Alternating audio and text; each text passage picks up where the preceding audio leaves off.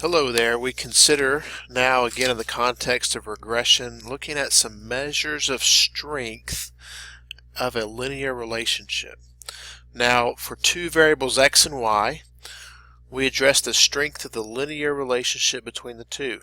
We want to be clear about that. It's not the strength of a quadratic relationship or a cubic or exponential relationship, but the linear relationship. Now, given the data pairs, we can graphically get a feel for the strength of that relationship by looking at the scatter plot of the data set. Okay, so the scatter plot is helpful. It turns out, though, that we have some more precise measures called the covariance and the correlation coefficient. The covariance, the sample covariance, is given by this expression here, 1 over n minus 1 times the sum of the product of the deviations in x and y, and that there is the sample covariance. There's an underlying population covariance. I'm not going to reference that, but this measure of strength of a linear relationship, it turns out it has I need to back up here. Well, it has a range that's between negative infinity and positive infinity, and so with that kind of range, we can only see the direction of the relationship, not really how strong it is. And so when I say the direction, that is, if the covariance is positive, that indicates that as x increases, that y increases. If the covariance is negative, that indicates that as x increases, y decreases. Now, that's all we can get from the covariance. That's just an indicator. That doesn't tell us. It's not necessarily true. So we want one to be able to say something about the direction of the relationship, but also how strong is that relationship, and that motivates the correlation coefficient for us. So here's the correlation coefficient, also called the Pearson correlation. The sample correlation, using the notation here, Rxy is Sxy over the square root of Sxx and Syy. It turns out, we're not going to prove it here, but that the range of this quantity is between negative 1 and 1.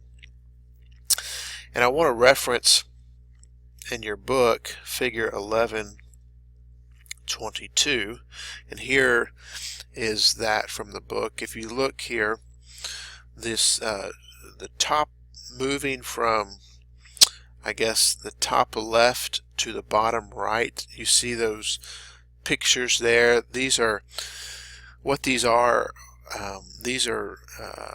We have an underlying normal distribution, actually an underlying bivariate normal distribution, and a computer has simulated 10,000 bivariate pairs from that distribution, and it's done it for distributions that have different correlations. And so from starting here top left, the correlation was negative 0.99, middle top is negative 0.95, then negative 0.9. You see the correlation as we make our way through the table here is decreasing. It goes to 0 there in the very middle, and then it starts to increase up all the way up to positive 0.99.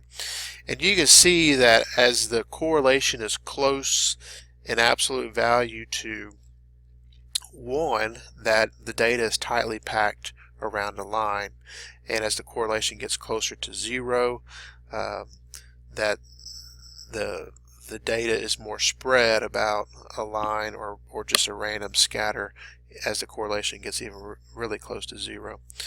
Now, the correlation also tells us the direction. If you notice, for negative correlation values, we see an increase in x corresponds to a decrease in y, but for positive correlation values, we see an increase in x corresponds to a increase in y. Now, will that necessarily always occur? No, not necessarily. It's just the typical trend we see there. Now, the this plot here is a nice. This plot gives us a good sense of, as the correlation changes, what kind of structures, what kind of scatter plots could we see. But the big takeaway is that the correlation coefficient gives us a sense of the strength and the direction of the linear relationship. And so I can kind of summarize that here. If R is close to 1, then there is a strong positive linear relationship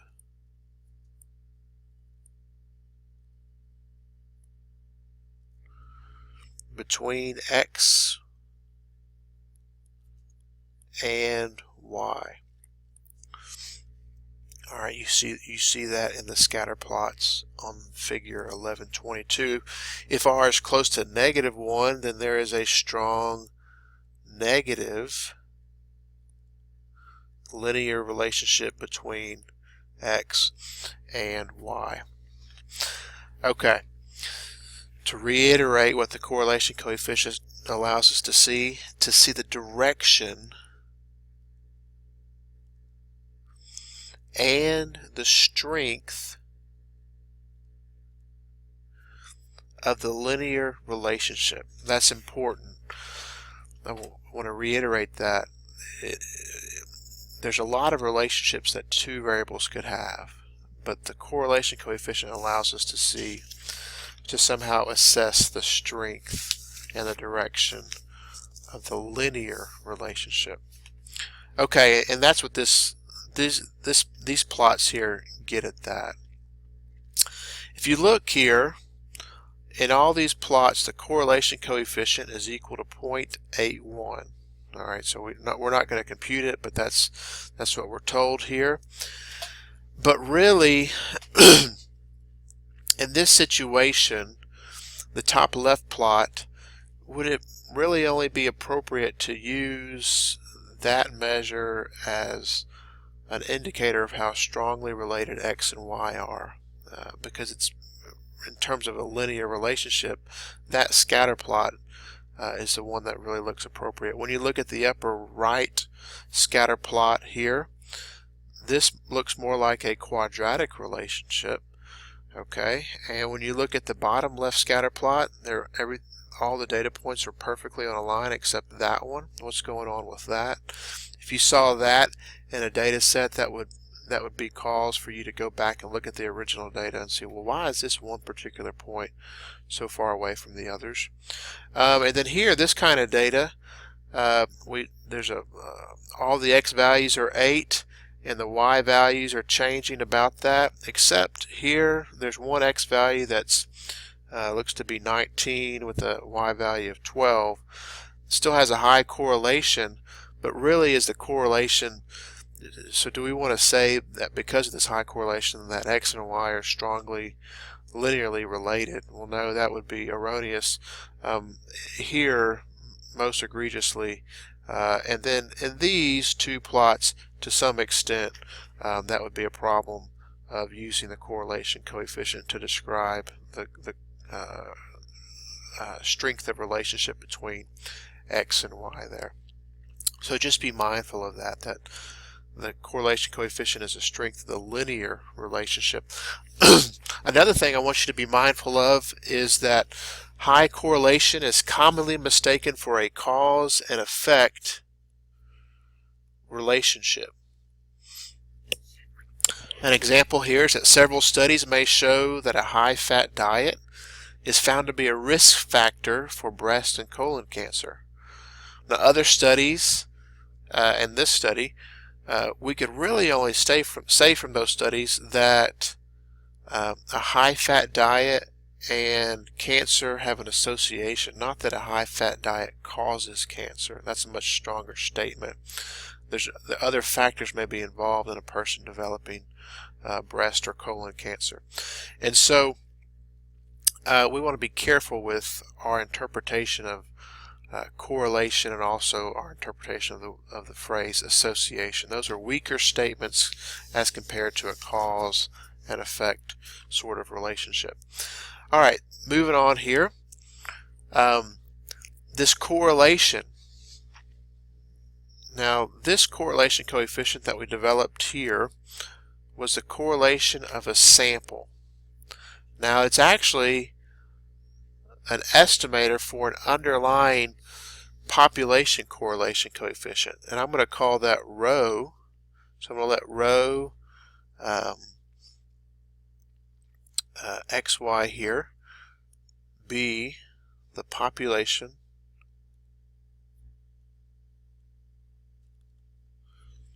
correlation coefficient. And so it's a parameter.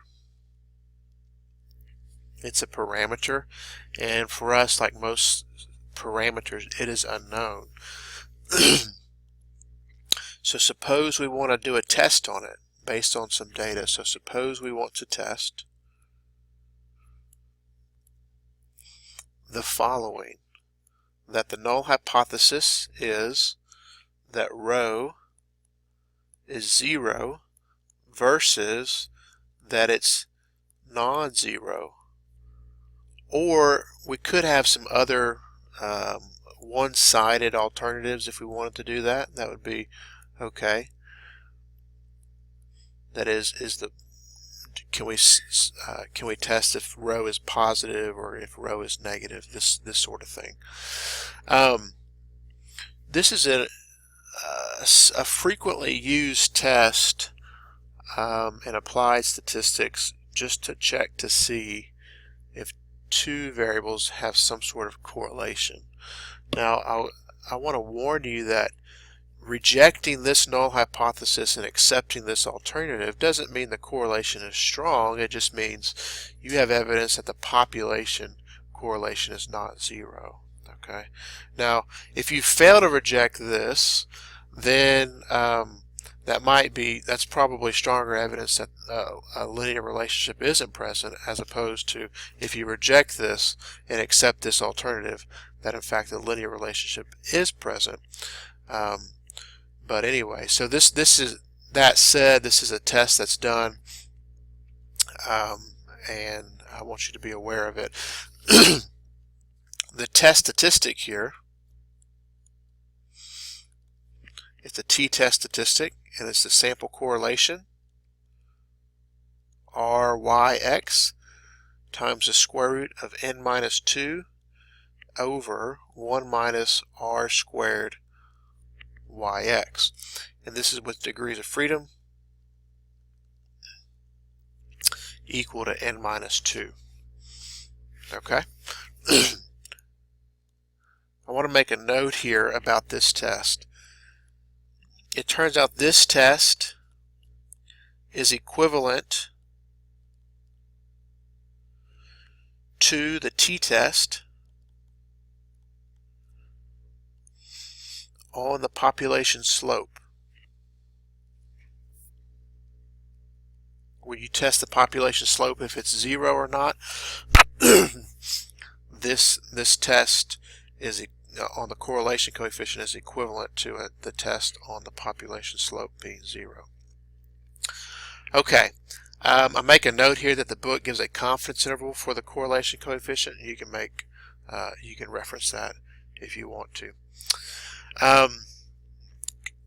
Coefficient of determination. This is simply the square of the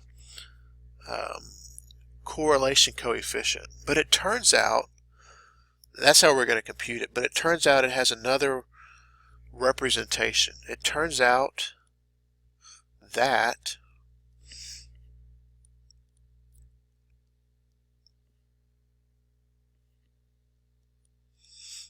this quantity here can be written as SS total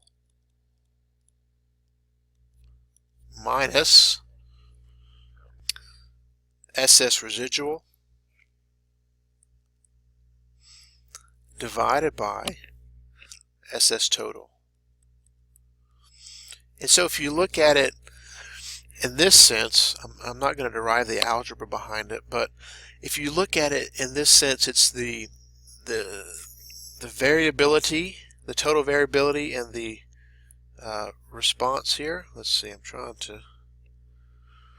The total variability in the response minus the unexplained variability over the total variability. So it's a proportion of explained variability. Let me flesh that out a little bit more here. You recall SS total, I'm going to abbreviate that, minus SS residual can be written as SS total minus SS regression. Okay? Divide all that by SS total.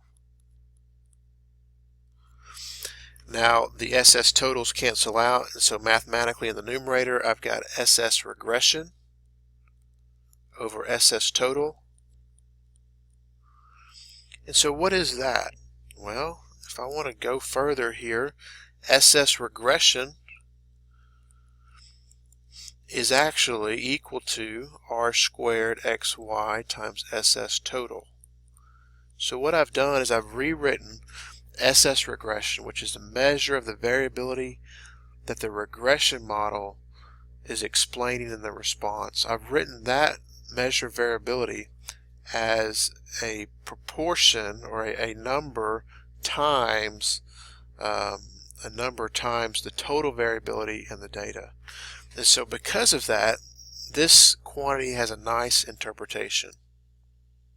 It has a nice interpretation that r squared, or this coefficient of determination, is the proportion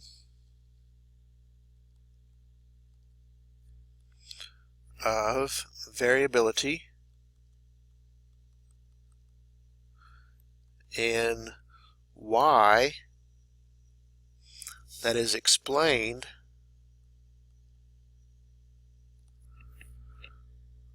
by x through the linear model. Okay? So it has this nice interpretation. One final note here regarding the coefficient of determination is that it is between 0 and 1. Well, and that makes sense. If the correlation coefficient is between -1 and 1, then when you square it, that's going to be between 0 and 1. Alright, so it has this nice bound here. If the correlation coefficient, or if the coefficient of determination is 0, then basically x is not explaining any variability in y. If the correlation coefficient is 1, x is explaining all the variability in y. Typically it's somewhere between 0 and 1. The closer it is to 1, then the stronger the model is in terms of describing the relationship between x and y. Okay, so this concludes the section. Again, we were interested in measuring the strength of the linear relationship. Did that with the correlation coefficient. We can do a hypothesis test on the population correlation coefficient. And then lastly here, introduce this quantity called the coefficient of determination, which has this nice interpretation.